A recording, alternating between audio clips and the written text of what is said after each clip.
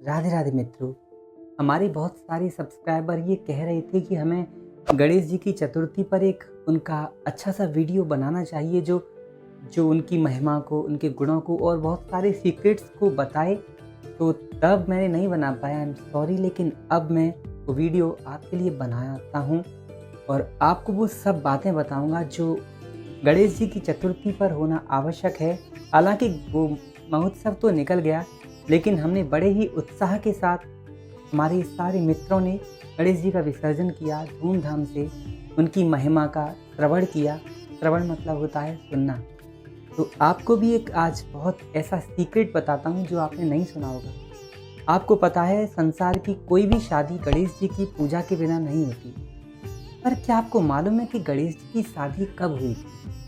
अधिकतर लोग ये जानते हैं कि उनकी शादी माता रिद्धि और सिद्धि के साथ हुई थी। ये ठीक है, लेकिन हुई कब थी और किसने कराई थी? क्योंकि मुझे भी ये बात अभी पता चली जब मैं गणेश जी की पूजन में गया था। तो वहाँ के कुछ शॉट्स हैं, ये देखिए।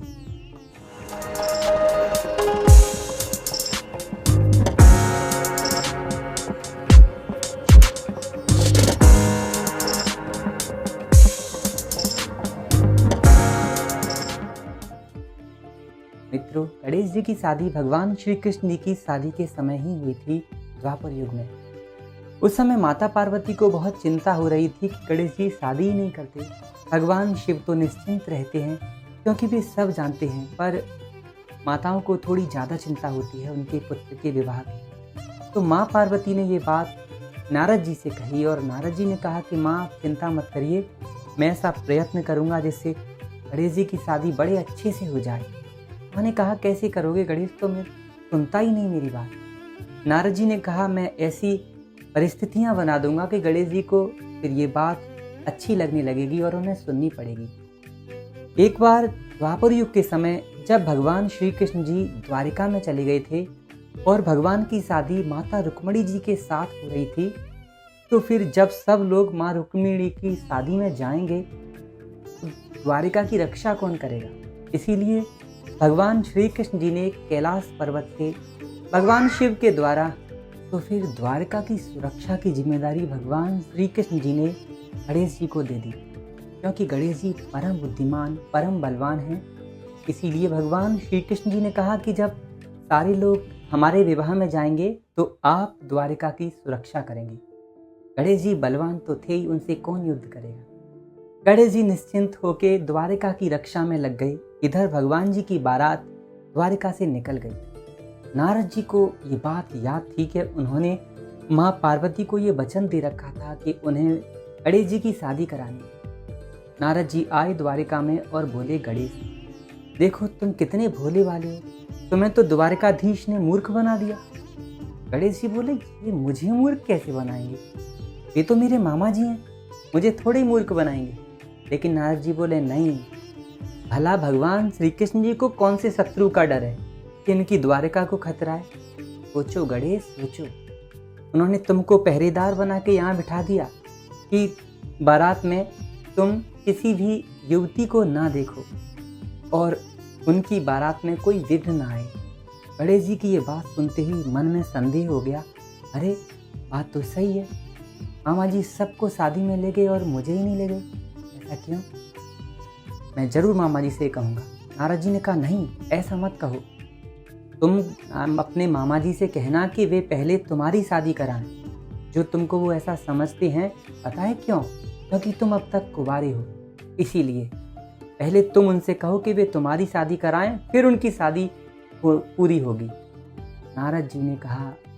गणेश जी ये बात सुनकर एकदम सोच में पड़ गए और उन्होंने कहा, नारद जी अगर ऐसा है तो मैं भगवान श्री कृष्ण जी की शादी अभी विघ्न डाल देता हूँ, होगी नहीं। गणेश जी ने चूहों की सेना बुलाई और उसको समझा दिया कि जहाँ हमारे मामा जी की बारात जा रही है उस बारात को रास्ते में ही रोक दो, नीचे ही नीचे से पूरी रोड को खोद दो।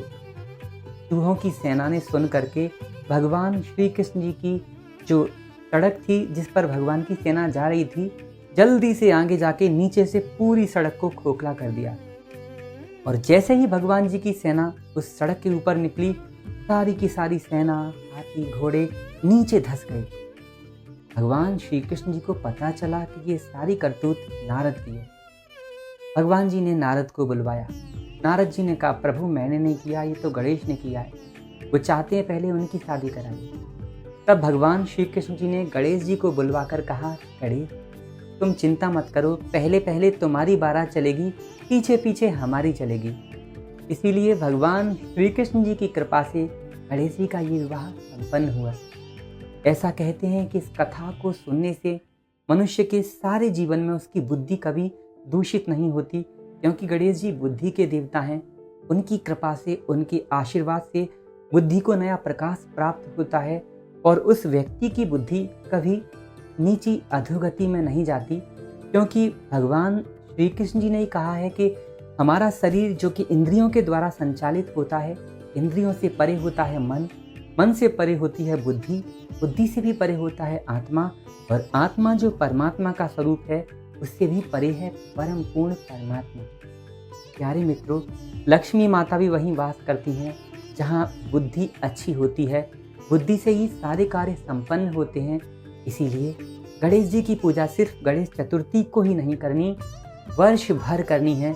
अपने हर एक काम में गुरुदेव और गणेश जी को अगर आप प्रसन्न करके प्रारंभ करेंगे तो उस काम में कभी बाधाएं नहीं आएंगी। ठीक वैसे ही जैसे भगवान श्री कृष्ण जी के विवाह में गणेश जी को छोड़ करके किया जा रहा था तो बाधा आ गई, आपके जीवन में भी अगर आप गणेश जी का पूजन करेंगे, उन्हें आगे आगे रखेंगे तो सारी बाधाएं अपने आप समाप्त हो जाएंगी।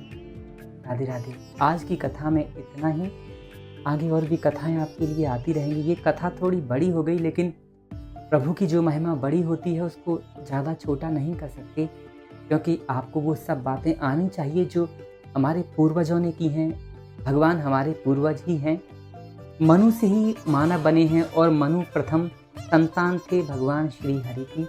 आप सबको राधे राधे। महाराज मनु से ही मानवों की उत्पत्ति हुई है, क्योंकि वे प्रथम मानव थे, माता शत्रुपा और महाराज मनु। तो हम सब उन्हीं की संतान हैं।